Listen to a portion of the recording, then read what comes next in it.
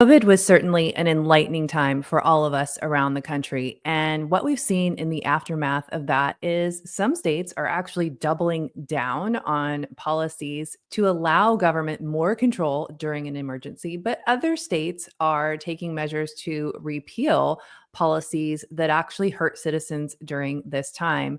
We have a brand new bill that was just dropped in Florida that is going to do exactly that: protect citizens from unconstitutional laws. Hey, everybody, I'm Julie Barrett, founder of Conservative Ladies of America, and I'm back with another bill of the day. This time, we're headed to Florida, which is my new home state here on the southwest Gulf Coast of Florida. We have a bill that was just dropped yesterday by Senator Blaise Ingoglia. I hope I said that right. This is a simple single-page bill. This bill seeks to repeal an existing and outdated and unconstitutional law that harms citizens by not allowing citizens to practice their Second Amendment right during an emergency. So currently, under an emergency, citizens cannot purchase firearms, they cannot purchase ammo, and they cannot carry firearms into many places. This bill seeks to undo all that and restore Floridians' Second Amendment rights during an emergency. Currently, under Florida state law, if an emergency was declared, say for civil unrest or a natural disaster like hurricane or something like that, or in the case of a health emergency like we had in 2020 with COVID, the way the law currently reads is that the sale of or offer to sell firearms or ammunition is prohibited.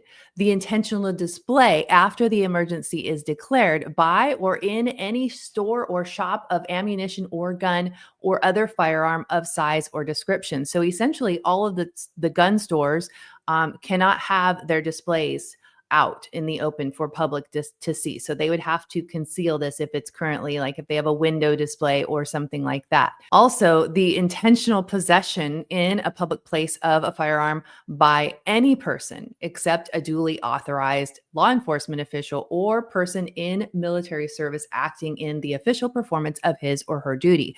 So this is the current law. Back in 2020, this law was used in West Palm Beach when they declared an emergency in the city. And one of the gun store owners there, Alex Schkopp, I hope I didn't butcher his name. He owns Guns and Range Training Center in West Palm Beach. And he spoke up about how these restrictions were only hurting law-abiding citizens. And as we know, that's the case with all of these anti-2A citizen disarmament legislation. It hurts the law-abiding gun owners, not the criminals. Criminals do not care about the law. They will find ways to get their hands on firearms and ammunition and anything else that they need. So during a time of crisis, like we had in COVID, these laws are very harmful to the law-abiding citizens, preventing them from practicing and exercising their constitutional right of the right to bear arms. Now, in 2020, I was living in Seattle, and we had the Summer of Love, when you had the Chaz Chop situation where Antifa came and took over an entire city block in Seattle. They took over the West Precinct. The Democrats from Seattle City Hall were letting them into City Hall to utilize the building. And this just goes to show that it's during these times of emergency and civil unrest that law-abiding citizens have every right and should be equipped to defend themselves with their firearms and practice their Second Amendment. So this is a super simple bill. It's a single page. Like I said, all it does is repeal this existing law that prevents citizens from practicing their Second Amendment right during a state of emergency. So it would strike that law altogether. This should be an easy bill to pass through the Florida state legislature. We are a Republican majority, so I would hope that all of the Republicans in our legislature would support this bill, and it will move quickly through the legislature and be signed into law by Governor DeSantis. Now, earlier this month, Governor DeSantis was revealing his budget for the upcoming year, and he said he was going to ask the state legislature to include a Second Amendment summer. The Second Amendment summer tax holiday. So from Memorial Day till the 4th of July, you can get your ammunition, your firearms, and your accoutrements tax-free. in the state of Florida.